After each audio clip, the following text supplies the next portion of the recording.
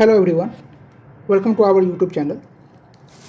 तो इस वीक जितने भी लाइव मॉक्स आए थे, हम उस सारे लाइव मॉक्स में से 4 लाइव मॉक को सिलेक्ट किए हैं। एक ओली बोर्ड, फिर आरबी टेक्स्ट बुक और द पंडित्स। इस 4 लाइव मॉक में जितने भी मैथमेटिक्स के अच्छे क्वेश्चन थे, हमने उसको सेलेक्ट किया है। इसका पर्पस ये है कि एवरी वीक आपके पास एक कंपैरिजन हो अच्छे क्वेश्चंस के। लाइक कि जैसे इसमें 30 क्वेश्चन है, तो 30 में से मान के चलो आपको 20 क्वेश्चन आते हैं, 10 क्वेश्चन में आपको दिक्कत हो रहा है, तो आपके पास एक कंपैरिजन हो कि आप उसको अच्छे से बैठ के रिवीजन कर पाओ और जिस क्वेश्चन में आपको दिक्कत हो रहा है आप उसका एग्जाम ओरिएंटेड अप्रोच जान पाओ। कोई जादू मेथड नहीं जो कि आप घर पे इस्तेमाल कर लोगे लेकिन एग्जाम में जाकर के चीज़ें बिल्कुल भी काम नहीं करेगी। इसके अलावा आप कैलकुलेशन मेथड देखोगे, क्योंकि अब तो भाई साहब 15 मिनट में 25 क्वेश्चन बनाने हैं, तो यहाँ पर मैं कैलकुलेशन मेथड बहुत ज़्यादा मैटर करता है कि आप कितने जल्दी चीज़ों को कैलकुलेट करते हो बिना सिली मिस्टेक किए। और इसीलिए हम देखें कि how to take a silly mistake, क्योंकि जब हमें कम टाइम में ज़्यादा क्वेश्चन बनाना हो और 15 मिनट में 25 क्वेश्चन बनाना हो, फिर हम सिली मिस्टेक ना बहुत ज़्यादा करेंगे, क्योंकि जो भी हमें ईजी क्वेश्चन दिखेगा हमें लगेगा भाई इसको तो तुरंत उड़ाओ, और उस चक्कर में हम कर देंगे सिली मिस्टेक। हमारा मार्क जहाँ 330 आने वाला होगा, हम 2 सिली मिस्टेक करके 322 पहुँच जाएंगे। पता चला कि हम नॉट से शॉर्ट पहुँच गए हैं या फिर लिस्ट से बाहर हो गए। ठीक है। और ये सारी चीज़ें जो भी एसएससी पथ निर्माण को जानते हैं उन्हें पता है कि हम सारे सिलेक्टेड एस्पिरेंट्स हैं और हम खुद ये चीज़ फेस कर चुके हैं। सो आपको यहाँ जो भी मिलेगा वो मिलेगा जो आप एक्चुअल एग्ज़ाम हॉल में बैठ करके यूज कर पाओ। इसके अलावा मैं एक चीज़ बताना चाहूँगा, हम लोग कोई प्रोफेशनल कंटेंट क्रिएटर नहीं है।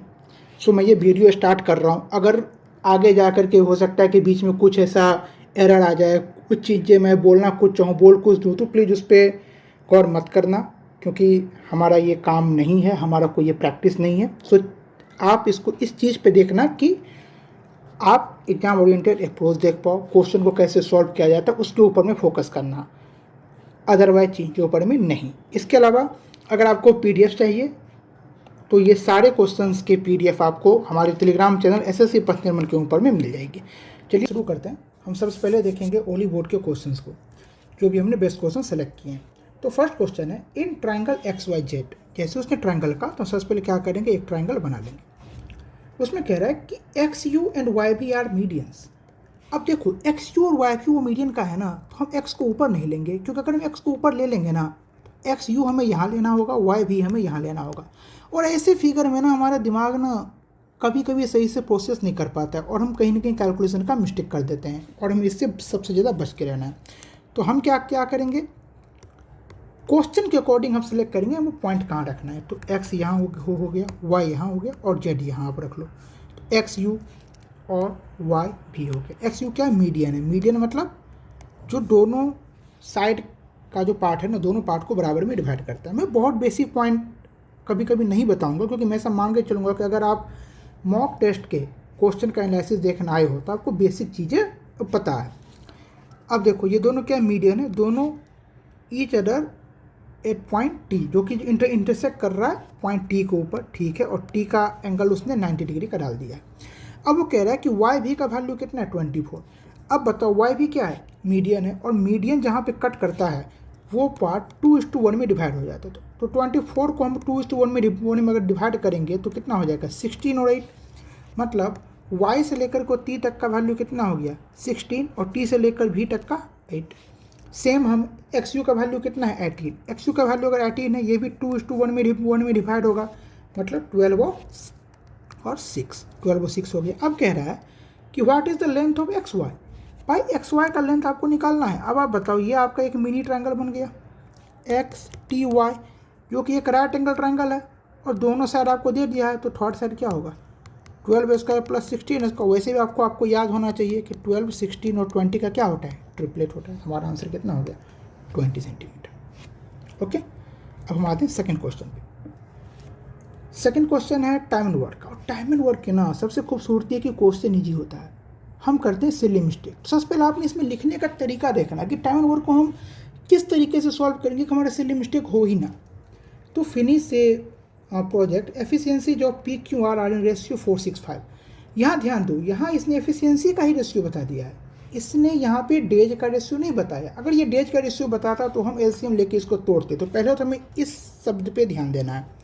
तो PQR क्यू और आर है, इसका रेशियो हो गया 4:6:5, इसके एफिशिएंसी का रेशियो ये हो गया। पी स्टार्ट वर्किंग पर, पी सबसे पहले काम करना शुरू करता है। After 4 days R join him, 4 दिन के बाद इसको कौन ज्वाइन करता है? आर। तो 4 दिन तक बेचारा पी अकेला काम किया है, क्यू और आर काम नहीं किया। 4 दिन के बाद आर आ गया। एंड आफ्टर नेक्स्ट 4 डेज, फिर से 4 दिन के बाद, मतलब 4 दिन तक पी और आर काम किया, उसके बाद क्यू इसको ज्वाइन लिया। तो क्यू अभी भी एक भी दिन काम नहीं किया है, 8 दिन का काम हो चुका है। If the project was finished in A total 12 days, total जो प्रोजेक्ट है कितने दिन में ख़त्म हुआ है? 12 दिन में। तो 12 दिन में ख़त्म हुआ है तो 8 दिन तो ऑलरेडी काम हो चुका है, तो 4 दिन और काम होगा। इस 4 दिन में तीनों ने मिलकर काम किया। तो कह रहा है कि in how much time P alone could have finished work. अब हमें पी का अगर एलोन निकालना है तो हम क्या निकाल लेंगे? टोटल वर्क, कि टोटल वर्क कितना है और पी अकेला एक दिन में कितना वर्क करता है। इससे हमारा वैल्यू आ जाएगा, इससे हम इसको डिवाइड कर देंगे तो हमारा डेज निकल जाएगा। अब हम टोटल वर्क कैसे निकालेंगे? पी कितना दिन काम किया? 12 दिन, क्यों 4 दिन, आर 8 दिन। अब देखो टोटल इसने कितना काम किया, इसकी एफिशिएंसी 4 थी, 12 दिन तक काम किया तो 48 प्लस क्यू का 6:4 24 प्लस आर का 5:8 40 डिवाइडेड बाय पी का वर्क का एफिशिएंसी कितना है? 4। हमने इस फॉर्मूले पर इसको बैठा लिया। 12 6 10 18 28 हमारा क्या हो गया? आंसर। तो हमें ना लिखने का तरीका देखना, ऐसे करके लिखोगे ना कितना टाइम लगता है लिखने में भाई। आप 1 से 2 से जो भी चीज़ है वो आपको झट्टा लगेगा लिखने में, लेकिन आप कभी भी सिली मिस्टेक नहीं करोगे। अब आ जाओ third question. In the given figure below. अब देखो फिगर दिया हुआ है, मैं इसी में एडिट कर सकता हूँ, लेकिन मैं ऐसा नहीं करूँगा क्योंकि एग्जाम में भी आप ऐसा नहीं कर पाओगे। तो जैसे ही ज्योमेट्री में फिगर दिखे सबसे पहले तो आपको फिगर बना लेना अपने हिसाब से। हमने यहाँ पे क्या कर लिया? फिगर बना लिया। जो भी इसने पॉइंट लिखा है हम उसको फटाफट इसमें क्या करेंगे? लिख देंगे। ये काम तो आपको सबसे पहले करना है एग्जाम में भी। ये नहीं कि हीरो बनना है, करे मैं तो बिना फिगर के ही कर लूँगा। तो भाई साहब आगे कहीं आपको फिगर बनाना पाना ना, तो आपको एक्स्ट्रा टाइम भी जाएगा और आप सिली मिस्टेक भी कर सकते हो। इसमें कह रहा है कि पी ओ बराबर 25, पी ओ का वैल्यू इसने 25 दे दिया। पी टी बराबर 24, पी टी का वैल्यू 24 दे दिया। अब कह रहा है कि फाइंड द लेंथ ऑफ ए कोड of the circle which is 13 centimetre far from the centre. अब आपको एक ऐसा कोड का लेंथ निकालना है जो कि सेंटर से ना √13 सेंटीमीटर पे हो। तो ये निकालना हमारे लिए ईजी हो जाएगा अगर हम ये मतलब रेडियस का वैल्यू अगर हम निकाल लें। तो अगर हम रेडियस निकाल लेते हैं तो हम ये हाफ का वैल्यू निकाल लेंगे। और आपको ये थ्योरी पता होगा कि सेंटर से जब हम कोई भी परपेंडिकुलर लाइन डालते हैं तो वो एक जो कोड होता है उसको बराबर भाग में डिवाइड कर देता है। तो हमें इसका निकालना है। इसका मतलब है कि हमें ये पार्ट निकालने के लिए बस r² में से √13 का स्क्वायर माइनस करना होगा तो हमारा आंसर आ जाएगा। इतना चीज़ हमने माइंड में फिट कर लिया। अब हमारा क्वेश्चन क्या हो चुका है? माइंड में बन चुका है। अब हम क्वेश्चन को करेंगे सॉल्व। आपको ये कॉन्सेप्ट पता है कि आपको r निकालने के लिए क्या करना पड़ेगा। तो ये जो हमारा टेंजेंट होता है PT², ये इक्वल टू किसके हो जाता है? PA। एंड पॉइंट देखना है, ये एंड पॉइंट और ये end point, PA into PB। PT 24 का square is equal to PA का वैल्यू हमें नहीं दिया, हमें वो PO का वैल्यू दिया है। तो PO का वैल्यू दिया है तो ये R है, ये R है। तो PA का वैल्यू कितना हो जाएगा? 25 माइनस R इंटू PB का वैल्यू कितना हो जाएगा? PO अगर 25 है और OB का वैल्यू R है तो PO बराबर 25 प्लस R। तो ये कितना हो गया? 24 का इक्वल टू ये A minus B A plus B के फॉर्म में है। इसका मतलब हो गया A² माइनस B²। तो 24 5 का स्क्वायर माइनस R²। अब आपको ट्रिपलेट पता है 7 24 25 का, तो R का वैल्यू कितना हो गया? 7। यही जो छोटी छोटी चीज़ें ना आपको पता हो ना, आप कैलकुलेशन को ना बहुत ज़्यादा ईजी कर सकते हो। तो R का वैल्यू कितना हो गया? 7। जैसे ही R7 आ गया यहाँ पर बैठा दो, 49 माइनस 13 मतलब √36 तो 6। अब ये नहीं कि ऑप्शन देखे और 6 यहाँ मान लो 6 होता मार दिए चल गए नेक्स्ट पे। नहीं भाई साहब, ध्यान रखो दिमाग में कि आपके लिए हाफ पार्ट निकाला है, आपको फुल पार्ट निकालना है। तो यहाँ पर में क्या हो जाएगा आंसर? 12 सेंटीमीटर, 6 × 2। ओके, अब हम चलते हैं नेक्स्ट क्वेश्चन पे। नेक्स्ट क्वेश्चन देखो, एक चीज़ बताता हूँ, सारे चैप्टर को छोड़ो, लेकिन ये जो मेंसुरेशन का क्वेश्चन होता है ना, उसमें आप सबसे पहले ये देख लो कि आपको वो दिया क्या है और निकालना क्या है। मैं आपको बता रहा हूँ, ये हर एक क्वेश्चन में आपको हेल्प करेगा। The base of A prism, जैसे ही प्रिज्म आया हमारे दिमाग में, चलो वैसे तो फिगर बनाने की नीड नहीं होती है, लेकिन मैं अभी बता रहा हूँ तो मैं बना लेता हूँ। चलो ये मैंने दोनों तरफ क्या कर लिया कि ट्रायंगल बना लिया, सॉरी सेम टाइप का ट्रायंगल रहेगा प्रिज्म में। चलो हटाओ, समझना ही तो है। ये हम ले लिए, रुक जाओ, चित्रकला करते हैं और थोड़ा फंक्शंस का यूज कर लेते हैं।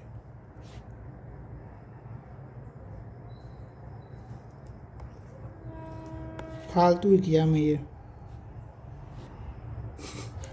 चलो कोई नहीं, हमने क्या कर लिया, एक हमने प्रिज्म ले लिया। मेरी चित्रकला बहुत ज़्यादा ख़राब है।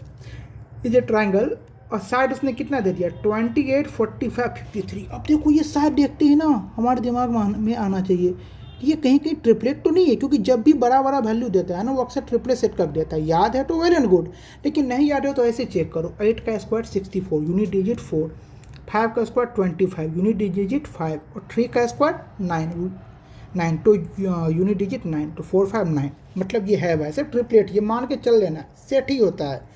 अगर आप ट्रिपलेट मान के बनाना, आंसर ना है ना तो देखना, क्योंकि आंसर भी देखो यहाँ पर में कोई भी पॉइंट नहीं है, तो ये ट्रिपलेट ही होगा। इतना आपको एज्यूम करना होगा अगर आपके पास टाइम कम है तो। अब कह रहा है कि if its lateral surface area is 5544 then find its volume. अब देखो लेटरल सरफेस एरिया क्या होता है किसी भी प्रिज्म का, वो होता है perimeter of base into height. ये क्या होता है, लेटरल सरफेस एरिया। वो उसने आपको 5544 दे दिया है कि आपके पास पेरीमीटर ऑफ बेस है, तो हाँ भाई साहब है, ये जो है ना उसको थोड़ा सा कोई भी एक पॉइंट डाल दो, निशान दे दो कि ये हमारे पास है। हम तीनों को जोड़ देंगे, हमारे पास पेरीमीटर ऑफ बेस आ जाएगा। और हमें क्या निकालना है, वॉल्यूम। वॉल्यूम निकालना है तो वॉल्यूम का क्या होता है फॉर्मूला, एक प्रिज्म के वॉल्यूम का, वो होता है area of base into height. तो हमारे पास एरिया ऑफ बेस है, बिल्कुल है, क्योंकि ये हमारा एक राइट एंगल ट्रायंगल है, और राइट एंगल ट्रायंगल का एरिया हम 1/2 इंटू बेस इंटू हाइट से निकाल सकते हैं। हमारे पास ये नहीं है, तो हाइट हम अगर यहाँ से निकाल ले तब तो हमारा क्वेश्चन ही बन जाएगा। हमने क्वेश्चन को अपने माइंड में बना लिया, अब हम करेंगे क्वेश्चन को कॉपी पे सॉल्व। तो पेरीमीटर और बेस कितना होगा, 28 और 45 को ऐड करो 73 और 53 को ऐड करो तो 126 इंटू एच, ये बराबर कितना हो गया 5544। अब इसको कट करो, ये देखो 6 2 8 1 9 इधर भी हो रहा है, और 549 मतलब 9 से दोनों तरफ कट जाएगा, तो 14 इंटू 9 ये हो गया। इसको 9 से कट करो, 6 1 4 1 5 4 मतलब 6। अब ये देखो क्या ये कटेगा भाई, 2 से तो क्लियर दिख रहा है कि कट रहा है, तो 7:2 इसको कट करेंगे तो 308। अब 7 से कटेगा, बिल्कुल कट जाएगा, 7:4 7:4 44। तो एच का वैल्यू आपने कितना निकाल लिया 44। अब आपको निकालना है volume. Area of base 1/2 into base into height, दोनों छोटा वैल्यू 28 इंटू 45, 28 इंटू 45 इंटू 44। अब देखो 2 से कट करो, कितना आ गया 22। अब इसको बनाओ, 45 को 28 से मल्टीप्लाई करो। अब क्या है ये मल्टीप्लिकेशन, आप मैं आपको बताता हूँ आप कैसे कर सकते हो थोड़ी इजी वे में। अगर 28 को आपको 50 से करना होता तो कितना होता 1400, क्योंकि 28 इंटू 5 बराबर 140। 30 तक का तो टेबल आपको पता होना ही चाहिए, किसी भी केस में होना ही चाहिए। अगर मैं पूछूँ कि 27:8 कितना होगा तो वो 216 आपके दिमाग में आ जाना चाहिए। तो ये चीज़ें तो बेस है, पता ही होना चाहिए।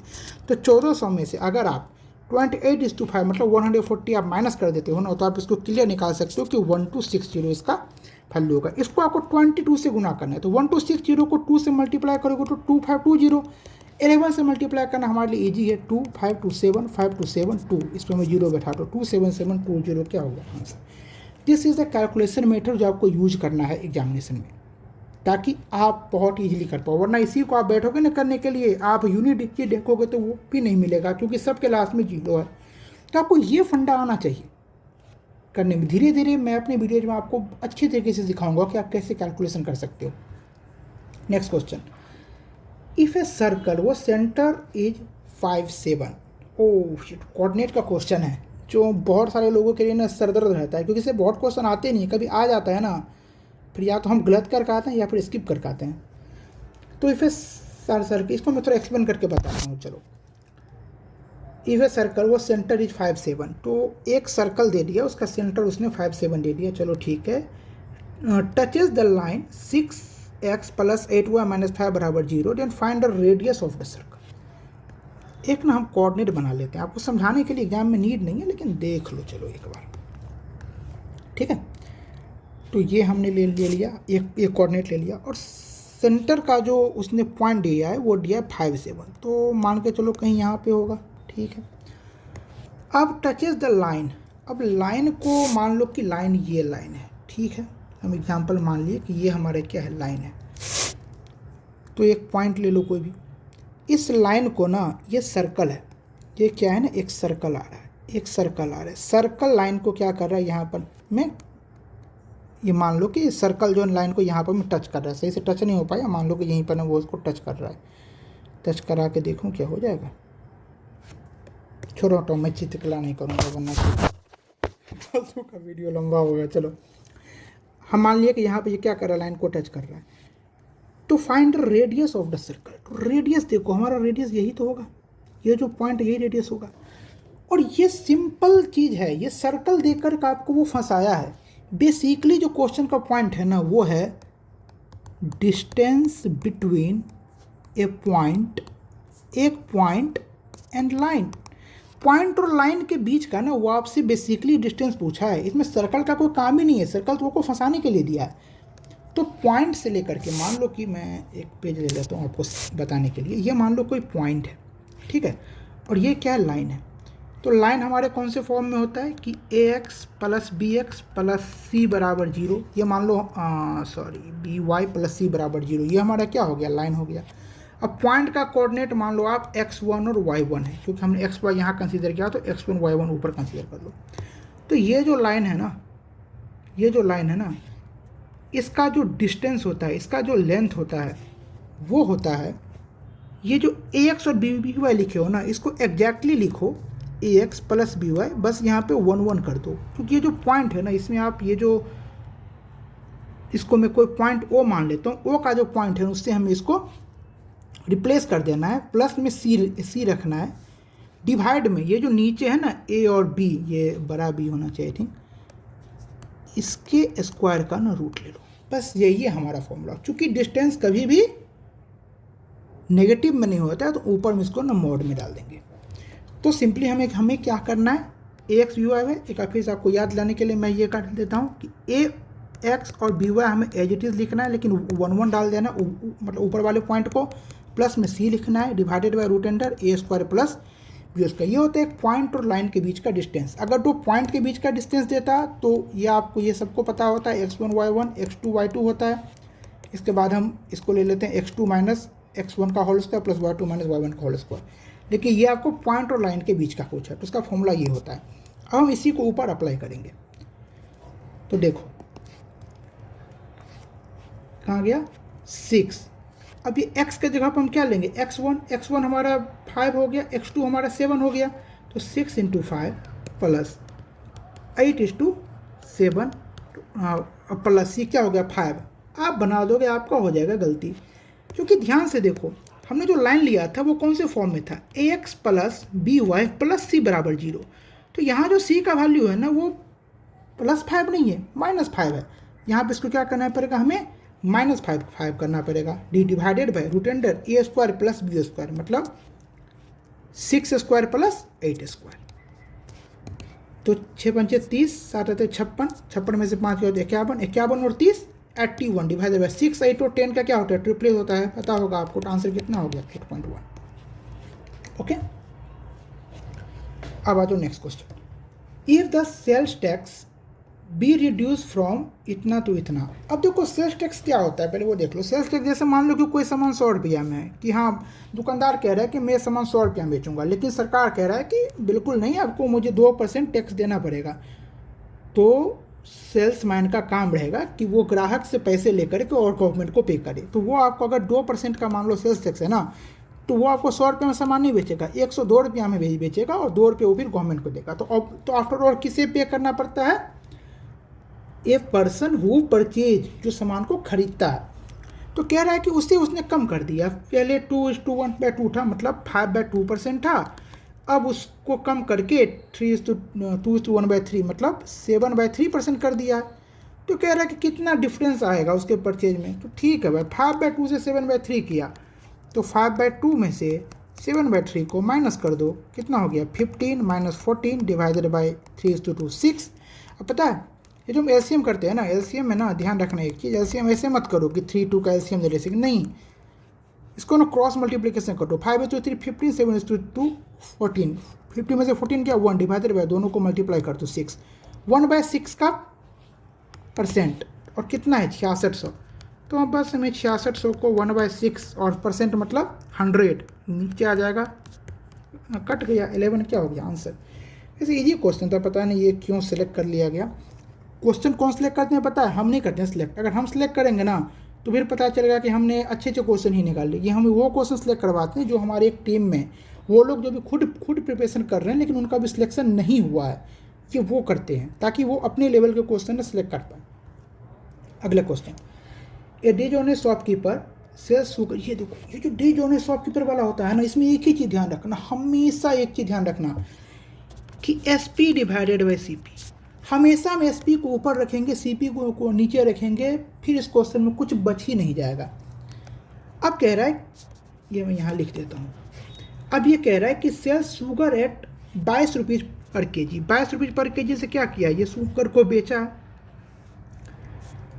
Which he has bought at RS 10 kg, bought मतलब खरीदा, CP मतलब नीचे, okay, and he is giving 750 gram, giving मतलब बेच रहा है, इंस्टीड ऑफ 1000 ग्राम मतलब वो जो खरीदा। देखो ध्यान से देखो, ये हमने डाल दिया कि SP उसका 22 था, CP उसका 10 था। अब ये कह रहा है कि he is giving 750 gram instead of 1000 ग्राम। अब आप गलती से ये मत कर देना कि 750 ऊपर लिख देना, 1000 नीचे कर देना। देखो क्यों, क्योंकि वो कह रहा है कि ही इज गिविंग 750 ग्राम, मतलब वो जो है ना ग्राहक को मात्र 750 ग्राम दे रहा है इंस्टीड ऑफ 1000 ग्राम। मतलब कहने का मतलब वो बेच तो 1000 ग्राम रहा है, लेकिन वो 1000 ग्राम बेचने के लिए जो उसने खरीदा है वो 750 ग्राम के ही बराबर है। समझ गया ना डिफरेंस क्या है दोनों में। तो गलती से ये मत करना कि 750 ऊपर और 1000 हम नीचे करिए, नहीं, समझ गए आप। आगे कुछ भी वैल्यू नहीं है, बस यही हमारा हो जाएगा आंसर। अब हम इसको कट कर लेंगे, ये कट हो गया, अब इसे कट कर लो 2:5, ये कितना हो गया 15, 22:2 44 डिवाइडेड बाई 15, इसका मतलब 29/15 को से क्या हुआ फ़ायदा हुआ। तो देखो करीब करीब 200% के आसपास हो, 200 से ठीक नीचे कौन सा 193 हमारा क्या हो जाएगा आंसर। अब देखो नेक्स्ट क्वेश्चन, 10a बराबर x - 1/4x, तो वैल्यू ऑफ sec - 10a। हमेशा ये चीज़ ध्यान रखना, कहीं भी sec - 10a दिखे ना तो ये चीज़ ना दो ही चीज़ पे, मतलब हमेशा इसमें ना यही फॉर्मूला लगता है, sec - 10a into sec + 10a is equal to sec square a minus 10 square a, क्योंकि ये इक्वल टू 1 होता है। इसी कॉन्सेप्ट पे सारा बनता है। तो जो भी ये क्वेश्चन है इसको हम इस फॉर्म में ले आएंगे तो क्या हो जाएगा, sec square a minus 10 square a बराबर 1। ये तो हमें पता ही है। sec का हमें वैल्यू निकालना है, क्योंकि हमारे पास 10 का ऑलरेडी वैल्यू है। अगर हम sec का वैल्यू निकाल लिए तो हम आंसर निकाल लेंगे। तो क्या हो जाएगा, sec स्क्वायर a बराबर 1 + 10 स्क्वायर a। हालांकि आप जिस प्रिपरेशन लेवल पे होगे आप ये फॉर्मूला डायरेक्ट लिख सकते हो और आप आगे कैलकुलेशन कर सकते हो, लेकिन मैं यूट्यूब वीडियो बना रहा हूँ तो मुझे थोड़ा सा तो कॉन्सेप्ट बताना पड़ेगा। तो इक्वल टू 1 + 10 स्क्वायर है, मतलब x - 1/4x का होल स्क्वायर, x - 1/4x का whole square, 1 + x square plus 1/4x का होल स्क्वायर, माइनस है तो माइनस। अब देखो 2 से हम मल्टीप्लाई करेंगे तो x और x कट जाएगा और 4 जो है वो कट के क्या हो जाएगा 1/2। तो हमारा ये हो गया। अब देखो ध्यान से, x स्क्वायर प्लस 1/4x का स्क्वायर है ही, और 1 में से जब हम 1/2 को माइनस करेंगे तो क्या हो जाएगा 1/2। अब ध्यान से देखें, ये जो 1/2 है यही वैल्यू है ना 2ab का, मतलब 2 × x × 1/4x का वैल्यू यही है। तो बस कुछ नहीं हुआ है, माइनस का जगह पर में प्लस हो गया है। इसका मतलब जो सेक का जो वैल्यू होगा, सेक स्क्वायर का जो वैल्यू होगा वो हो जाएगा x प्लस 1/4x का होल स्क्वायर। स्क्वायर गया तो सेक ए का वैल्यू कितना हो गया x प्लस 1/4x। आपको ये मत बोलना कि सर ये स्क्वायर नहीं करता है, मुझे पता है, बस हम समझाने के लिए बता रहा हूँ। हम रूट लेंगे तो हम माइनस करेंगे। सेक का ए का कितना हो गया x प्लस 1/4x। अब आपको टेन ए का वैल्यू आ गया, सेक ए का वैल्यू आ गया, और सेक ए माइनस 10x पूछा है। गलती से ऐसा नहीं कि हाँ 1/4x माइनस करके 2x आंसर लगा दिए, हालांकि ऑप्शन में नहीं है, लेकिन होता तो ऐसा नहीं कि हम लगा को सिली मिस्टेक कर देते हैं, बिल्कुल नहीं। एंड पॉइंट पे हमेशा ध्यान रखना है। सेक ए माइनस 10 कह रहा है तो सेक ए पहले है तो पहले लिख लो x प्लस 1/4x, माइनस 10 है तो जो प्लस x है वो माइनस x हो गया, जो माइनस 1/4x है वो प्लस 1/4x हो गया, x हट गया, 1/4x 1/4x 2/4x मतलब 1/2x क्या हो गया आंसर। ठीक है, बढ़ो नेक्स्ट क्वेश्चन पे। A delivery van travels a distance d that varies directly with the time t taken। अब देखो ये क्वेश्चन हार्ड नहीं होता, लेकिन ये ऐसा क्वेश्चन है ना जो कि तो कभी कभी आते हैं, हम कभी कभी इसका कॉन्सेप्ट भूल जाते हैं, तो थोड़ा सा ध्यान रखना। एक डिलीवरी वैन है जो कि ट्रेवल कर रहा है डिस्टेंस दी, जो कि वैरीज करता है directly with the time T के साथ। ये है। अब जब हम ये जो प्रोपोर्शनल का साइन होता है इसको जब हम हटाएंगे तो यहाँ पे एक कांस्टेंट आ जाता है, तो हमने कांस्टेंट क्या रख लिया के। If van covers 108 kilometre in 3 hour, 108 kilometre कितने घंटे में, 3 घंटे में, तो के का वैल्यू कितना आ गया 36। बस हमें यही निकालना है। जैसे ही के का वैल्यू आए और आपको लास्ट में क्या पूछा इक्वेशन, तो हम के का वैल्यू को यहाँ पे क्या करेंगे पुट कर देंगे, डी बराबर 36 आंसर। ये इतना सिंपल क्वेश्चन होता है। ठीक है, next question. 3 circular object of radius 13 centimetre are kept touching each other. अच्छा ये वो वाला क्वेश्चन, इसमें देखो एक्स्ट्रा पेज नहीं है क्या यहाँ, चलो ठीक है यहीं पर मैं आपको बताता हूँ। इसमें देखो इसमें 3 उसने सर्कुलर ऑब्जेक्ट लिया है ना, हम एक बार आपको 2 लेके बताते हैं। पहले हमने 2 ले लिया, ये 2 को अगर हम एक दूसरे से ज्वाइंट करें और इस पे ना हम टाइट सा ना एक वो पट्टी बांध दे अगर, तो इसमें क्या होगा देखो। तो ये दोनों का जो सर्कल है ना, ध्यान से देखो, ये हाफ सर्कल ना आ रहा, दोनों का सेम उसका है रेडियस का है। तब ध्यान से देखो ये हाफ हाफ ना इसका यहाँ पर आ गया, ये जो लाइन इसमें आ गया, और बाकी के हाफ पे ना वो जो बेल्ट है ना वो चढ़ा हुआ है। देखो इसका मतलब है कि 180 डिग्री पर यहाँ चढ़ा है, 180 डिग्री पर यहाँ चढ़ा है, मतलब दोनों जो बेल्ट का पार्ट है ना ये कवर करके एक सर्कल को कवर कर रहा है। अगर हम 3 सर्कल लेंगे ना, जो इस क्वेश्चन में है 3 सर्कल, तो तीनों सर्कल को जब हम टाई करेंगे ना एक दूसरे से, जब हम टाई करेंगे ना, तो ये देखो ये पॉइंट देखो पैरेलल है, मतलब आर आर, ये भी पॉइंट देखो पैरेलल है आर आर, ये भी पॉइंट देखो पैरेलल है आर आर। बाकी ये जो टाई वाला पार्ट है ना, ये तीनों सर्कल का मिल करके वो एक सर्कल के बराबर हो जाएगा। तो कभी भी ये जो बेल्ट से बांधने वाला जो क्वेश्चन हो ना, बेल्ट से बांध दे, रस्सी से बांध दे, किसी भी चीज़ से बांध दे, उस क्वेश्चन में हमेशा वो जो टचिंग पॉइंट होता है ना वो एक पूरे सर्कल के पेरीमीटर के बराबर होता है। तो सर्कल का जो हमारा उसको हम हालांकि सर्कमफ्रेंस बोलते हैं, तो उसके बराबर होता है। तो 2 पाई आर तो हमारा रहेगा ही, कोई भी ऐसा क्वेश्चन आ जाए। इसके अलावा अगर देखो, अगर यहाँ पर में 2 सर्कल था तो 2r इधर हो गया, 2r इधर हो गया, तो 4r बना। और जब 3 सर्कल आ गया तो 2r 2r 2r मतलब 6r बना। मतलब जितना भी नंबर ऑफ सर्कल्स होगा, नंबर ऑफ सर्कल्स को 2r से मल्टीप्लाई कर दो, वही हमारा वैल्यू हो जाएगा। अब देखो इसमें क्या है, 3 है, तो 3 है तो 3 नंबर ऑफ सर्कल, 2r तो 2 इंटू 13 प्लस में 2 पाई आर, 2 पाई इंटू आर का जगह पे 13। अब देखो 13 से 13 है 78 तो प्लस 26 पाई हमारा क्या हो जाएगा। ठीक है, next question. A road has to be constructed in 90 days and 80 workers were hired to complete the job। ये जो क्वेश्चन होते हैं ना कि वर्कर्स वाले इतने टाइम में क्या बीच में कोई छोड़ के भाग जाता है तो किसी नए को हायर कर लेता है, इस सब चीज़ में एक चीज़ ध्यान रखना, खुद से पूछना व्हाट, कि वो क्या करता है, वो काम करता है। काम को नीचे रखना, काम को नीचे रखना, बाकी सबको ऊपर रखना हमेशा, किसी भी क्वेश्चन में काम को नीचे बाकी सबको ऊपर, बस तुम्हारा क्वेश्चन बन गया। क्या कह रहा है ये, a road has to be constructed in 90 days and 80 workers were hired to complete the job. 90 दिन में कंप्लीट करना था, 80 वर्कर को जॉब पे रखा।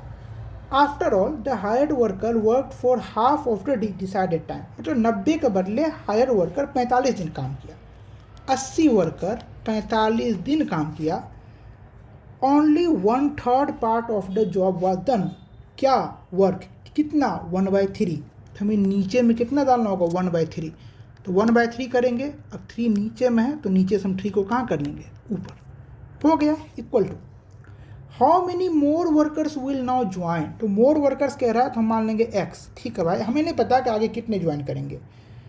The work to complete the work on time, तो आधे दिन जिसने 45 दिन काम कर लिया 90 दिन में कंप्लीट करना है, मतलब ये वर्कर 45 दिन और काम करेगा, और 1/3 काम ऑलरेडी हो चुका है, मतलब 2/3 काम बाकी है, तो क्या, तो काम कितना 2/3, 2 नीचे 3 कहाँ ऊपर, क्योंकि 2/3 होता है तो 3 चला जाएगा ऊपर, हो गया हमारा क्वेश्चन बन गया। हम यहाँ x का वैल्यू निकाल लेंगे, कितना होगा 45 3 कट गया, 80:2 160 बराबर x। अब ऐसा नहीं कि ऑप्शन में 160 देखे और ये लो भाई साहब मुझे दिख गया और हम मार दिए, कहें आप, हो गया आपका silly mistake.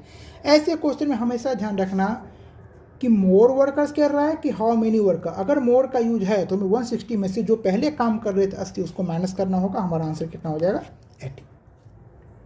Next question, find the surface area in square centimetre of a sphere whose volume is इतना। अब ये क्वेश्चन क्या होता है ना, जब हमें 15 मिनट में 25 क्वेश्चन करना हो तो हम ऐसे क्वेश्चन देख कर डर जाएंगे, भाई इसमें तो कैलकुलेशन है। हम आ जाते हैं उस पर यूनिट डिजिट पे, तो हम उसमें भी देखते हैं कि भाई 6 और 6 है। हम आ जाते हैं कि एक काम करते हैं ना, ये कर लेते हैं, क्या क्या कहता है, डिजिट्स हम लगा लेते हैं। तो आप देखो 22176 यहाँ भी है, 22176 यहाँ भी है, आपका वो भी काम नहीं करेगा। तो कभी भी ना, मैं तो कभी इस सब पे रिलाई नहीं किया, कैलकुलेशन इतना फास्ट रखो, इस सब चीज़ की नीड ही ना पड़े। चलो हम ये क्वेश्चन करते हैं। अब देखो सरफेस एरिया आपको निकालना है एस्फेयर का सरफेस एरिया क्या होता है 4πr²। मैंने आपको हमेशा कहा कि मैं सोचूं कि क्वेश्चन में देख लो कि आपको निकालना क्या है। वॉल्यूम दे दिया है 310464, तो वॉल्यूम क्या होता है एस्फेयर का 4/3πr³, उसका वैल्यू आपको कितना दे दिया है 310464। आप ध्यान से देखो, आपको 4πr² निकालना है ना, तो 4 यहाँ भी है, पाई यहाँ भी है, r³ यहाँ भी है, आपको स्क्वायर निकालना है। तो बेसिकली आपको नहीं लग रहा है कि 310464, इसमें जब हम ये 3 उस तरफ चला जाएगा, और क्योंकि हमें 2 ही r चाहिए, यहाँ पर 3 r है तो 1 r नीचे आ जाएगा। अगर हम r का वैल्यू निकाल ले तो अब तो हम चुटकी में इस क्वेश्चन का आंसर निकाल सकते हैं। अब आप आ जाओ 4/3 इंटू पाई को इसने कहा 22/7 लेने, 22/7 ले लेंगे, r³ बराबर 310464। जहाँ भी 22 दिखे ये आपका हथियार है, क्योंकि यही 22 आपको 11 बनाएगा और फिर आपका कैलकुलेशन एकदम से ईजी हो जाएगा। सबसे तो इसको 2 से कट कर दो, 11:2, इसको भी 2 से कट करो। 2 से कट करना सबसे ज़्यादा सिंपल होता है, 1 5 5 2 3 2। अब देखो क्या ये 11 से कट रहा है, 2 2 4 5 9 5 3 8 2 1 9। हमने अल्टरनेट का सम ले लिया, कट रहा है, फटाफट हम इसको कट करेंगे, 1 4 1 1 2 आ गया। अब देखो लास्ट में 1 2 है, इसका मतलब 4 से भी कटेगा, 4 से काट दो, 4:3 2 1 4:5 1 1 4:2 4 2 कि कितना आ गया r³ बराबर 3:7 इंटू 3528। आपको क्यूब में निकालना है, आपके पास क्यूब का कोई पॉइंट नहीं आ रहा है, लेकिन आपके दिमाग में ये आ रहा है कि भाई 35 और 28 है, दोनों ही 7 से कट होता है, तो हम इसको कट कर लेंगे 504, और 504 इंटू 7 आ गया, मतलब 7 हमारे पास 2 आ गया। भाई क्यूब रूट हमें तोड़ना, एक और 7 होना चाहिए, मतलब ये फर्दर 7 से कटेगा, 100% कटेगा, क्योंकि तभी आप r का वैल्यू निकाल पाओगे। इसको फर्दर 7 से कट करेंगे तो 7:4, उसके बाद 7:2, मतलब कितना हो गया 42, 42 इंटू 7। अब देखो 3 7 आपके पास आ गया, तो 7 का क्यूब इंटू 7 तो 7 था ना, सॉरी 72, तो 72:3 कितना होता है 216, और 216 का मतलब 6 का क्यूब, तो r³ बराबर 7 का क्यूब 6 का क्यूब, तो r का वैल्यू कितना हो गया 7 2 6 42। इज द कैलकुलेशन, आपको कैलकुलेशन पता है ना, फिर आपको कोई दिक्कत ही नहीं है। अब ये नहीं कि हम फिर से यहाँ बैठाएं कि 4:22/7:42, नहीं, हमने इसीलिए मेंस्ट्रुएशन हमें पहले ही निकाल लेना है कि हमें एंड प्रोडक्ट क्या चाहिए। हम यहाँ पे केवल r का वैल्यू रखेंगे 42, हमारा आंसर आ जाएगा।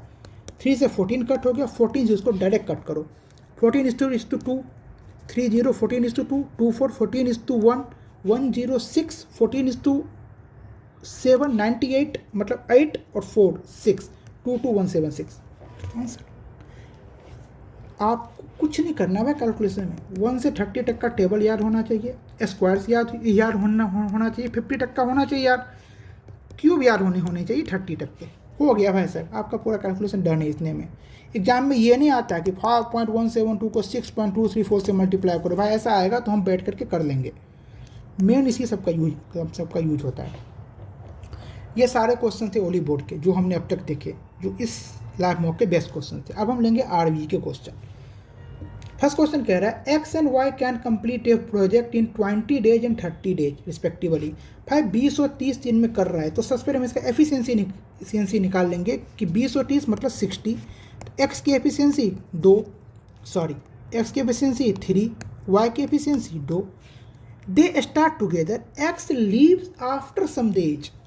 एक्स दोनों ने साथ में स्टार्ट किया, लेकिन कुछ टाइम के बाद एक्स चला गया। अब एक्स कितने टाइम में गया वो नहीं पता, तो मान लेते हैं एक्स ने 8 टाइम वर्क किया।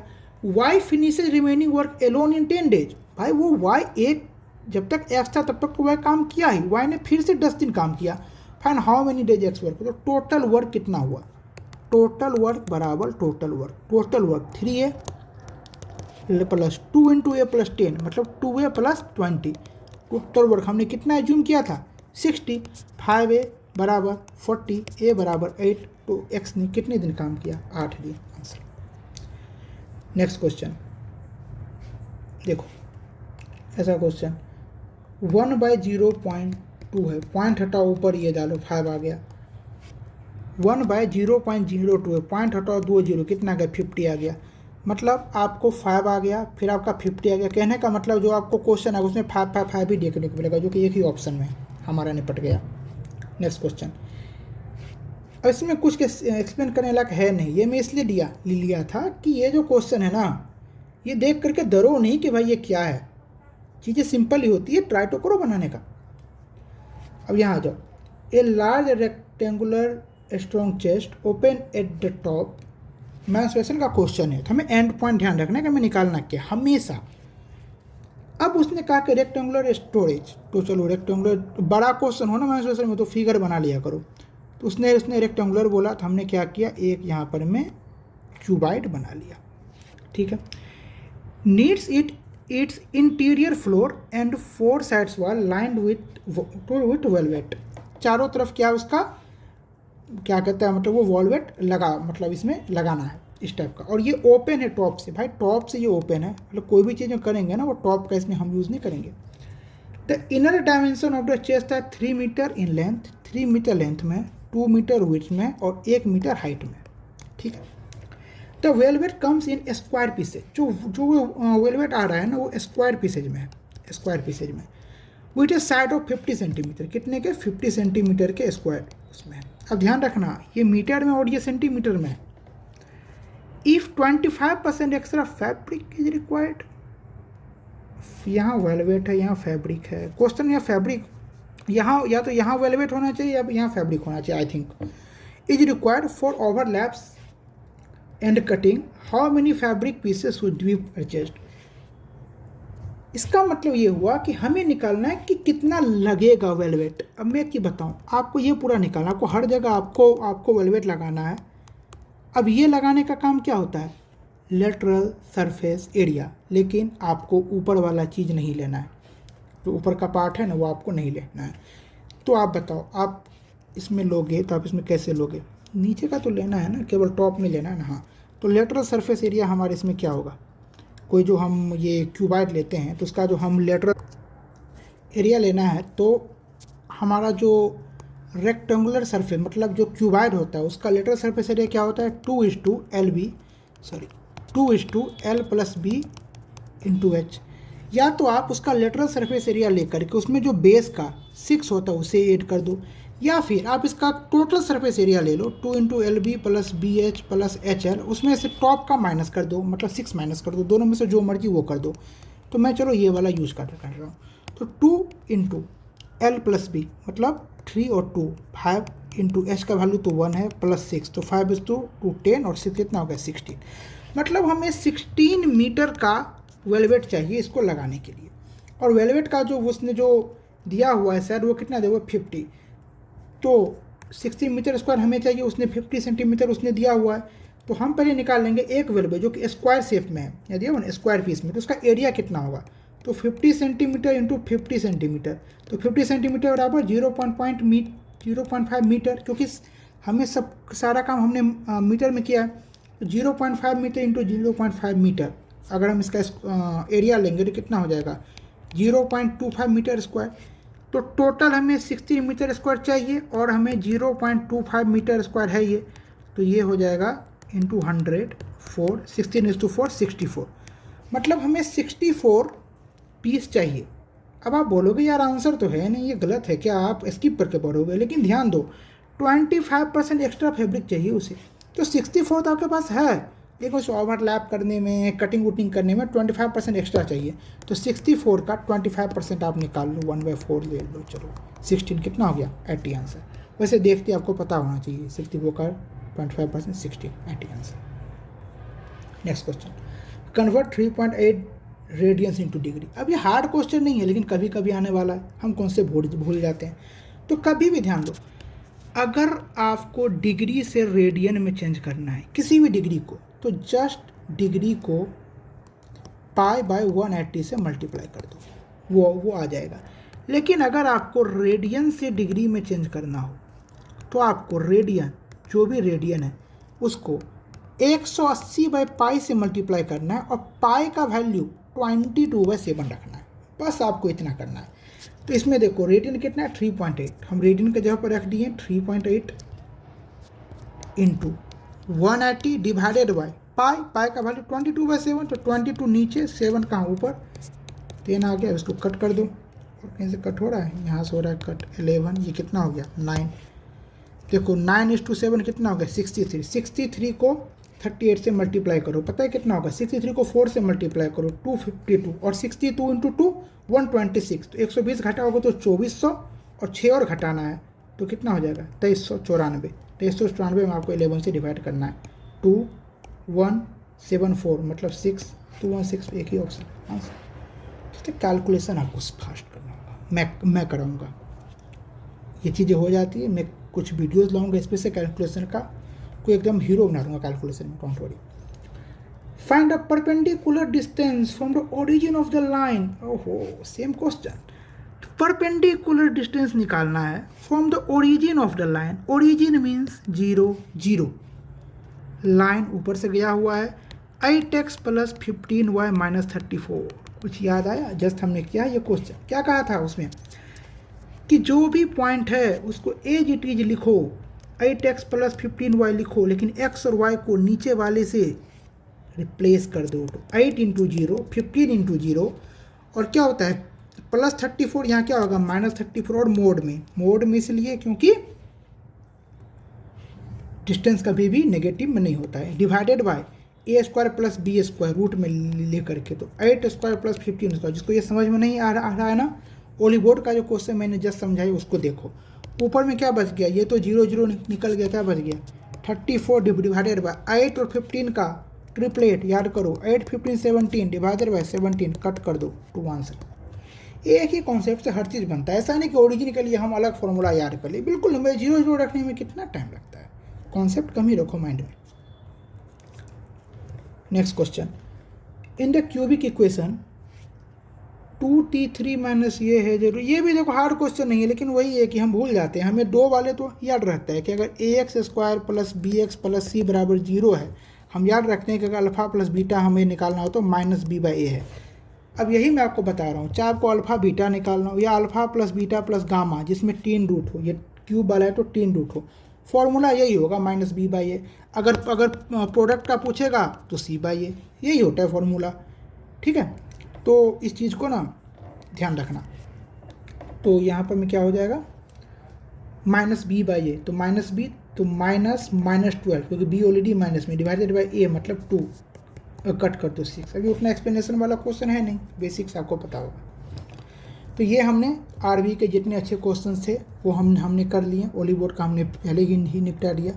अब हम आएंगे टेक्स्ट बुक का करने के लिए। In 1 metre linear race P beats Q by 120 metres. एक काम करते हैं ना, अभी मेरे पास ना 8 4 12 क्वेश्चंस बाकी है, तो मैं क्या करूँ इसमें निपटाऊँ। चलो देख ही लेते हैं, इतना कर लिए तो। P beats Q by 120 metres, 1 2 3 4 5 6 7 8।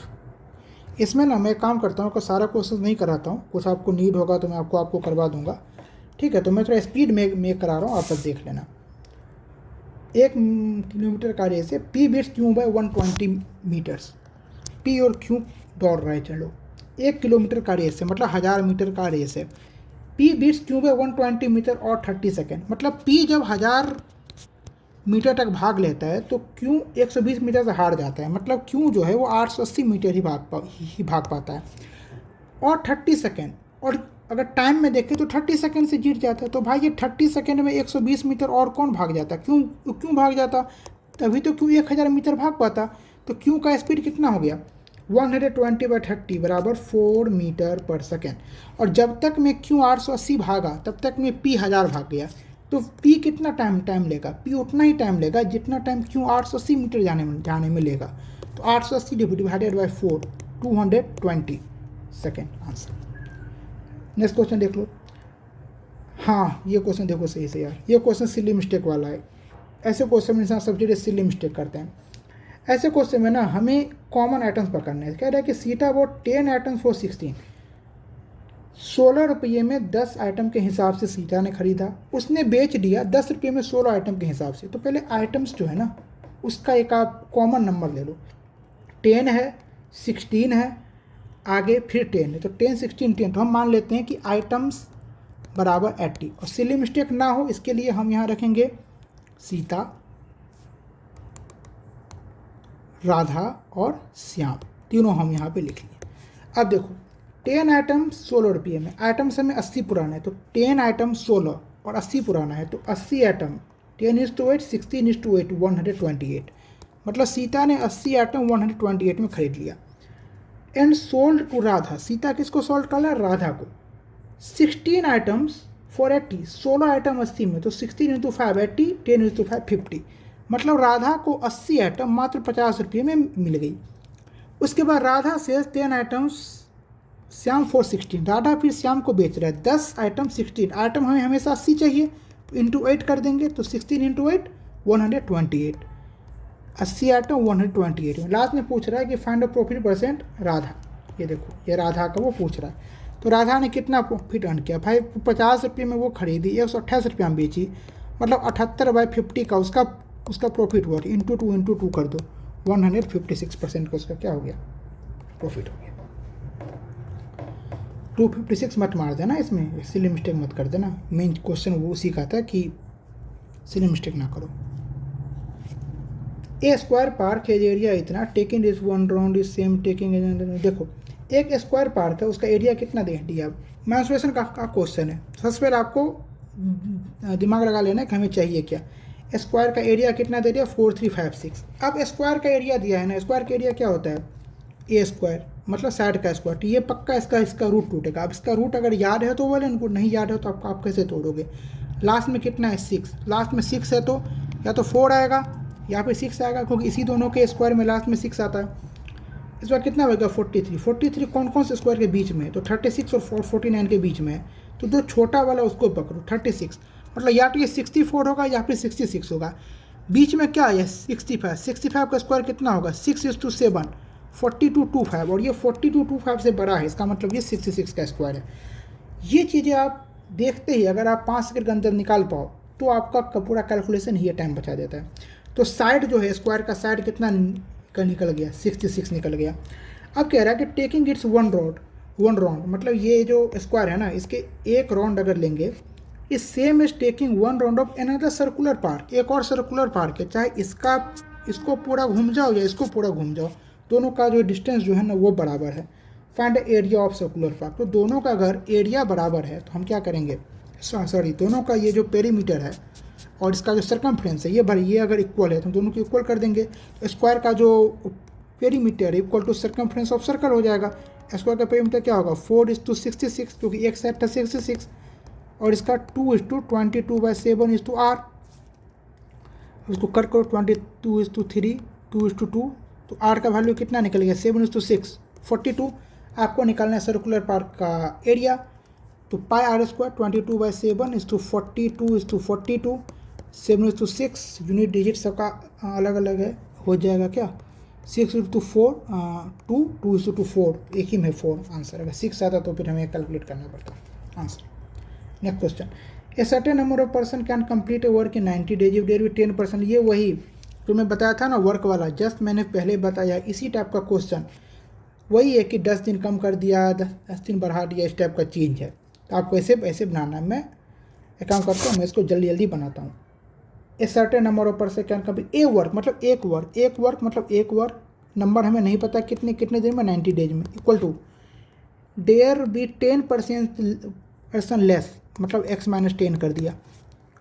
It would have taken 10 days more, कि कितना दिन लगा देता है, ये 100 दिन में करता है कंप्लीट। ए फॉर वर्क, वही वर्क का बात कर रहे हैं, एक वर्क। तो कह रहा है कि total number of person in the beginning, हो गया बैठा देना बस। 9x बराबर 10x - 100, x बराबर कितना हो गया 100 answer.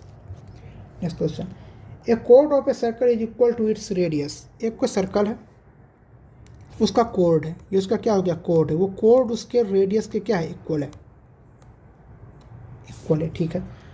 Find the difference between the angle subtended by the कोड at the minor arc and major arc. अब ये जो कोड है ये दो एंगल बनाएगा, एक एंगल तो यहाँ बनाएगा माइनर आर्क के ऊपर, और एक एंगल ये यहाँ बनाएगा।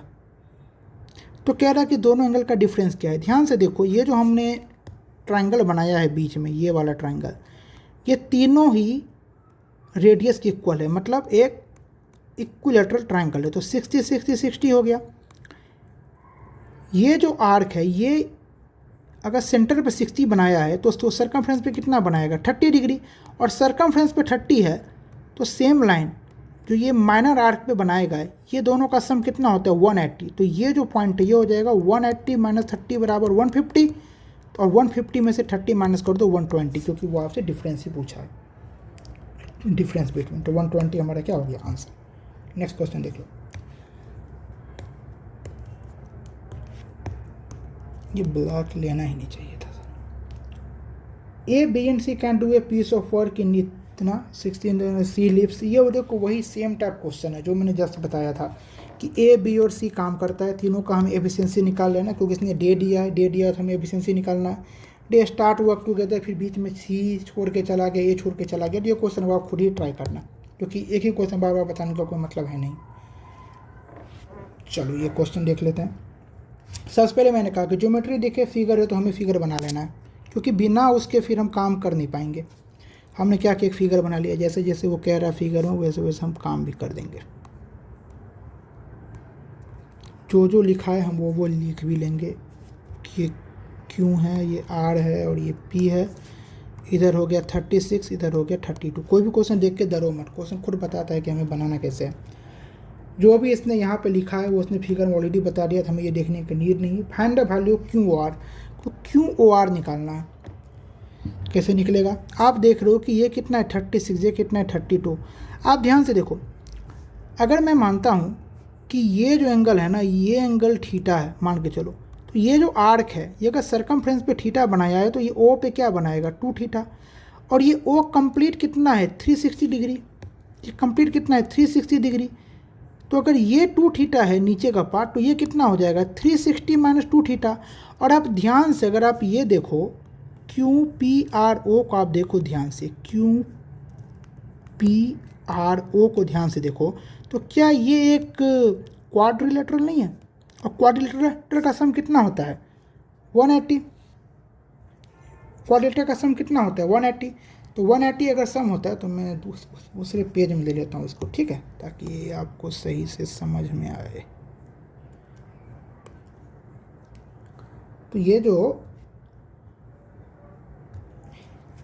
जो क्वाड्रिलेटरल है उसका सम कितना होता है 180, 360। तो 360 अगर सम होता है तो हम क्या ले लेंगे 36 plus theta plus 32 plus 360 - 2 theta is equal to 360। 360 से 360 कट हो गया, 36 और 32 68 बराबर -2 थीटा थीटा का वैल्यू कितना आ गया 68। अब आप यहाँ आए 68 आंसर मार दिए और आपको का जो मार के वो चला गया नेगेटिव में। फैसर मैंने ऊपर वाले को थीटा माना था, इसको 2 थीटा माना था, तो हमारा आंसर कितना होगा 68:2 136। नेक्स्ट क्वेश्चन देख लो। The base of a right pyramid is a squared. ये देखो ये कौन सा क्वेश्चन आया मेंसुरेशन का। हमें उसका एंड पॉइंट देख लेना कि उसको चाहिए क्या क्या। बेस ऑफ ए, इसमें देखो पिरामिड है और नीचे क्या उसने दे दिया स्क्वायर दे दिया, तो हम नीचे में एक स्क्वायर बना लिए। मान लो कि स्क्वायर है, दिख रहा होगा रेक्टेंगल जैसा है लेकिन स्क्वायर ही मानो। हमने एक फिगर क्या क्या बना लिया। अब कह रहा है कि डायगोनल इज 20। वो जो नीचे जो है ना स्क्वायर, उसका डायगोनल कितना दे दिया 20। अब कह रहा है कि the height of the pyramid is 20 centimetre. Pyramid का जो हाइट है वो भी कितना है 20 सेंटीमीटर। ठीक है भाई साहब। The lateral surface area of the pyramid is, pyramid का लेटरल सरफेस एरिया क्या होगा। एक काम करता हूँ मैं भी इसको नेक्स्ट पेज पे ले लेता हूँ क्योंकि मैं आपको कुछ कॉन्सेप्ट बता दूँ। देखो ये जो height of the pyramid 20 centimetre हमने वो पूरा डाल लिया। अब ये कह रहा है कि लेटरल सरफेस एरिया। अब बताओ हमने आपको क्या कहा था कि मेंस्ट्रुएशन का क्वेश्चन में देख लो कि आपको निकालना क्या है। तो lateral surface area of pyramid क्या होता है। पिरामिड का लेटरल सरफेस एरिया होता है 1/2 into perimeter of base into slant height. क्या आपके पास पेरीमीटर ऑफ बेस है आपको कि हाँ, क्योंकि हमारे पास नीचे स्क्वायर है और ये डायगोनल है। स्क्वायर का डायगोनल होता है √2a बराबर 20 और √2a बराबर 20 है तो a बराबर हो जाएगा 20/√2 बराबर 10√2। मतलब आपके पास ये तो आ गया, क्योंकि एक साइड का 10√2 है तो 4 साइड का 40√2 हो गया। अब आपको चाहिए स्लांट हाइट, और स्लांट हाइट के लिए आपको उसने एक चीज़ दे दिया है h। यहाँ में आपको मतलब हाइट आपको दे दिया, हाइट से आप स्लांट हाइट निकाल सकते हो। एक चीज़ मैं आपको कॉन्सेप्ट बताना चाहता हूँ, आप यहाँ पे देखो। कभी भी ना किसी भी पिरामिड में आप बनाओ, उसका चाहे बेस में कोई भी फिगर हो, ट्रायंगल हो, रेक्टेंगल हो, स्क्वायर हो, कुछ भी डाल दे, उसमें हमेशा जो h होता है छोटा r मतलब इन सर्कल का जो रेडियस होता है, और स्लांट हाइट, ये तीनों ना ट्रिपलेट फॉर्म में होते हैं। और एज अभी मैं हाइट ले लेता हूँ। हाइट बड़ा आर मतलब सरकम सर्कल का जो रेडियस होता है वो, और एज, ये तीनों ट्रिपलेट में होते हैं। कैसे देखो, मैं इसमें ये वाला आपको बता देता हूँ। ये हमारा क्या हो गया, हाइट हो गया। और हमारा स्लांट हाइट कौन सा होगा, स्लांट हाइट होता है सामने वाला जो साइड होता है उसका मिड पॉइंट। ये मत समझ लेना है कि ये हमारा ये स्लांट हाइट है, ये हमारा एज है। ठीक है। अब देखो हमें ये पॉइंट चाहिए। आपको पता है ये जो पॉइंट है ना, ये एक्चुअल में हमारा इन सर्कल का काम करता है, क्योंकि एक स्क्वायर में जो हमारा इन सर्कल होता है वो साइड का हाफ होता है। ध्यान से देखो, साइड का हाफ है ना, मतलब इन सर्कल है। तो साइड कितना है इसका 10√2। हमने जस्ट इस पेज में निकाला है ना, 10√2 है। तो यहाँ पे ये वैल्यू कितना होगा 5√2, और यहाँ पे इसका हाइट जो है उसने आपको ऑलरेडी दे रखा, हाइट कितना 20। तो जो स्लांट हाइट है वो क्या होता है, ट्रिपलेट फॉर्म होता है। तो हाइट का स्क्वायर प्लस इन सर्कल का जो रेडियस होता है उसका, हाइट का स्क्वायर 400 प्लस 5√2 का स्क्वायर 50, 25 इसका और 2 इसका 50, कितना हो गया 450 मतलब 225 किसका होता है 15 का, कितना हो जाएगा 15√2। तो हमने स्लांट हाइट निकाल लिया 15√2, स्लांट हाइट निकाल लिया 15√2, 1/2 उठाई। अब इसको कैलकुलेट कर दो, 2 से कट कर दो 20 is to 15 300 और √2 इंटू √2 बराबर 600 हमारा क्या हो गया आंसर।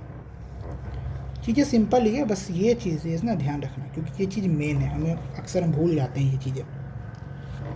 अब ये आपका उसका भी हो गया कंप्लीट, टेक्स्ट बुक का भी हो गया, इतना ही था। अब हम आते हैं पंडित्स का, मात्र 4 क्वेश्चन है, तो चलो हम इसको भी कर ही लेते हैं।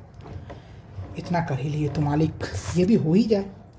इन ट्राइंगल ए बी बराबर BC and D is A point inside ABC। चलो भाई, एक ट्राइंगल आ गया ABC ए बी बराबर BC है। देखो ध्यान से, AB बराबर BC है तो हम ट्राइंगल के जो पॉइंट्स है ना वो सही तरीके से लेंगे। And D is a mid point inside ABC, D is a mid point inside ABC। Such that D A C बराबर डी सी ए। ये एक ऐसा पॉइंट है ना कि डी ए सी मतलब ये जो पॉइंट है और ये जो पॉइंट है ये दोनों क्या है, इक्वल है, ठीक है। Consider the following statement A B C is an isosceles. भाई वो खुद बताया है कि ए बी बराबर बी सी है। ए बी बराबर बी सी अगर है तो ए बी सी तो आइसोस्केलस हो ही गया, इसमें तुम्हें कुछ देखना ही नहीं है, ठीक है। D is the centroid of A B C. भाई D is the centroid. Centroid क्या होता है? सेंट्रॉइड वो होता है जो सामने वाले का जो वो साइड होता है ना उसको आगे जाकर वो हाफ पे, मतलब तीन मीडियन जब एक दूसरे को कनेक्ट करते हैं तो वहाँ पर आता है। तो भाई इस क्वेश्चन में तो ऐसा कुछ बताया है नहीं कि ये कौन सा लाइन है, मीडियन का लाइन है कि क्या लाइन है, कुछ भी नहीं बताया उसने। तो भाई ये तो मतलब अभी तो डॉटफुल है, हमें नहीं पता, हम आगे देखेंगे, अभी तो डॉटफुल है। A B D is congruent to C B D. A B D मतलब वो ये ट्रायंगल का बात कर रहा है, ए बी डी वो ये ट्रायंगल का आपसे बात कर रहा है, ये ट्रायंगल का वो आपसे क्या कर रहा है, बात कर रहा है कि A B D C B D के जो ये सी बी डी वाला ट्रायंगल है इसका कॉन्ग्रुएंट है कि नहीं। तो कॉन्ग्रुएंट के लिए हमारे पास तीन मेथड होता है, या तो एस ए एस हो जाए या फिर ए से, मतलब तीन चीज़ें हम देखते हैं ना कि जो फॉर्मूला तो मैं भी भूल गया हूँ, लेकिन पिक्चर देख के कहते हैं बस सब कुछ बराबर हो। अगर सब कुछ बराबर है तो वो कॉन्ग्रुएंट है। और सबसे ज़्यादा एस एस का ही यूज होता है कि मतलब दो साइड है और दो साइड के बीच का एंगल इसका भी क्या है, ये तीनों चीज़ें बराबर है। तो इसमें अगर हम ध्यान से देखें तो आप एक आइसोस्केलस ट्रायंगल का आपको एक ना वो प्रॉपर्टी पता होगा कि अगर ए बी सी है तो इसका दोनों साइड तो इक्वल होते ही हैं, नीचे के दोनों एंगल भी इक्वल होते हैं। अगर हम इस कॉन्सेप्ट से देखें तो अगर ये पार्ट थीटा है और ये भी पार्ट थीटा है तो बचा हुआ भी दोनों एक दूसरे के इक्वल होगा, क्योंकि ए और सी के एंगल इक्वल होंगे। तो चलो ठीक है, इसमें एक चीज़ तो मिल गया। और आप ध्यान से देखें अगर ये थीटा और ये थीटा है तो इसके ऑपोजिट भी ट्रू होते हैं कि अगर दोनों एंगल इक्वल है तो दोनों से जो साइड होता है ना ऑपोजिट है वो भी क्या होते हैं, इक्वल होते हैं। इसका मतलब ये दोनों पार्ट भी क्या होंगे, इक्वल होंगे। तो ये दोनों जो ट्रायंगल है ए बी डी और सी बी डी, ये दोनों ट्रायंगल के दो साइड और दोनों साइड के बीच का एंगल क्या इक्वल है, और यही हमारा कॉन्ग्रुएंसी का सिद्धांत होता है। लेकिन ये सेंट्रॉइड वाला तो कुछ दिख ही नहीं रहा है कि भाई मीडियन वुडियन का तो कहीं बात ही नहीं कर रहा है, तो भाई ये तो मतलब नहीं होगा। तो only 1 and 3 are correct. Next question, A B are two pipes which can fill a tank individually in 20 minute and 25 minute. चलो ठीक है, हम टैंक के उसको मान लेते हैं 100 की, चलो टैंक का कैपेसिटी 100 है। ए 20 मिनट में करता है तो ए का कैपेसिटी हो गया 5, बी जो है वो 25 मिनट में करता है तो बी का कैपेसिटी हो गया 4। However, there is a leakage at the bottom of tank which can empty the filled tank in 30 minutes। अब देखो 30 से 100 में डिवाइड नहीं होता है, तो हम इसको 100 को 3 से मल्टीप्लाई करके 300 कर लेंगे। तो ये 5 कितना बन गया 15 और 4 कितना बन गया 12, और ये लीकेज वाला जो पार्ट है वो हो जाएगा -10, क्योंकि 30 मिनट में कर रहा है और लीकेज हमेशा खाली करता है तो -10। If tank is empty initially, अभी जो ये टैंक है ना ये पूरा एम्प्टी है, अभी इसके अंदर कुछ भी नहीं है। How much time will both the taps take to fill the, मतलब तीनों ओपन है, क्योंकि कोई लीकेज भी है, तीनों ओपन है तो कितने टाइम में हो जाएगा। तो तीनों कितने टाइम लगाता है, 15 12 27, 27 में से 10 घटा तो 17, मतलब 1 मिनट में 17 यूनिट ये भर रहा है और 300 यूनिट इसे भरना है। तो 300/17, 17 इंटू 17 289, तो 17 इंटू 11/17 हमारा क्या हो जाएगा आंसर। नेक्स्ट क्वेश्चन, ये देखो ये तो वही टेन और सेक वाला है, इसमें तो आपको पता है कि भाई टेन और सेक तो वही करना होगा, उसी फॉर्मूला से बनता है कि सेक उसका -10 पर। खैर देखो आपको उसने ए का वैल्यू दे दिया है P10x plus Q sec x, और बी का वैल्यू दे दिया है ये Q10x plus P sec x, और ए स्क्वायर माइनस बी स्क्वायर पूछ रहा है तो हम डायरेक्ट ही निकाल देते हैं ना, हमारे पास तो है ही। तो ए स्क्वायर मतलब इसका स्क्वायर क्या हो जाएगा P10x, हम P10x है ना उसको मैं PT डालता हूँ, ठीक है, थोड़ा करने के लिए। Q sec x तो Q sec x का होल स्क्वायर प्लस 2:PT/QS हो गया, और प्लस में क्या कर रहा है बी स्क्वायर, तो प्लस बी स्क्वायर ले लेंगे तो Q10x QT का होल स्क्वायर, QT सही है, PS का whole square plus P/QT into P S. अब देखो ये दोनों इक्वल है, दोनों प्लस नहीं है ना, माइनस है, सॉरी यहाँ पे क्या होगा माइनस, तो ये माइनस ये माइनस ये भी माइनस, ये दोनों सेम है तो कट जाएंगे, तो क्या होगा ए उसका माइनस बी उसका बराबर। ये देखो दोनों में कॉमन क्या आ जाएगा 10 स्क्वायर, सॉरी ये ध्यान से देखो ये पी टी स्क्वायर है, ये पी एस स्क्वायर है। अगर हम पी स्क्वायर कॉमन ले लेंगे तो क्या होगा T square minus S square plus Q square common ले लेंगे तो यहाँ से एस स्क्वायर माइनस यहाँ से 10 स्क्वायर। इसका मतलब ये माइनस पी स्क्वायर, क्योंकि सेक स्क्वायर माइनस 10 स्क्वायर 1 होता है, यहाँ उल्टा लिखा है तो माइनस पी स्क्वायर प्लस में यहाँ सीधा है तो क्यू स्क्वायर। तो आंसर गलती से P square minus Q square मत मार देना, हालांकि इसने ऑप्शन में नहीं दिया है। क्या होगा Q square minus P square. और भी ये क्या है नहीं, चलो लास्ट है। Value of M with the system of equation have no solution. ये नो सॉल्यूशन वाला इस बार हमारे मेंस में भी आया था, तो एक बार कॉन्सेप्ट देख लो।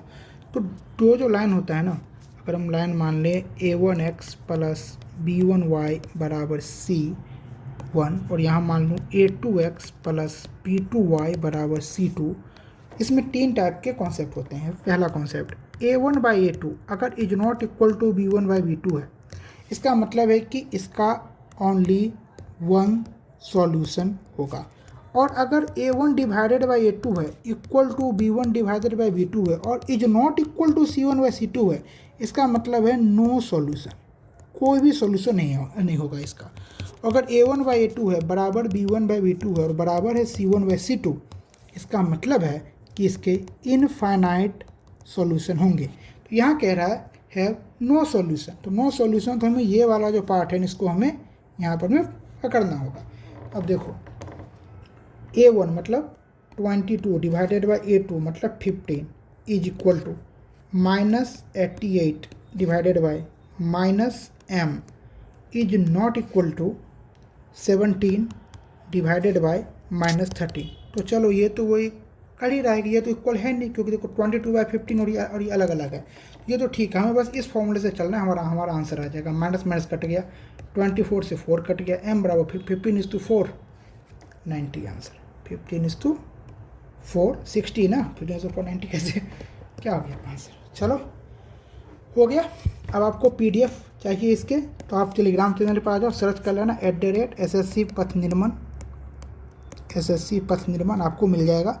और सॉल्यूशंस के लिए आप ये देख सकते हो। आप हमें सजेशन देना कि जैसे कि मैंने ये अपने हिसाब से बनाया, एज सेड कि मैं कोई कंटेंट क्रिएटर नहीं हूँ, मुझे कोई एक्सपीरियंस नहीं है, तो ये एज हमारा फर्स्ट टाइम ये आप समझ लो। तो कुछ भी सजेशंस हो तो आप हमें कमेंट सेक्शन में बता देना, हम उसको नेक्स्ट टाइम से इम्प्लीमेंट करेंगे। Okay, thank you.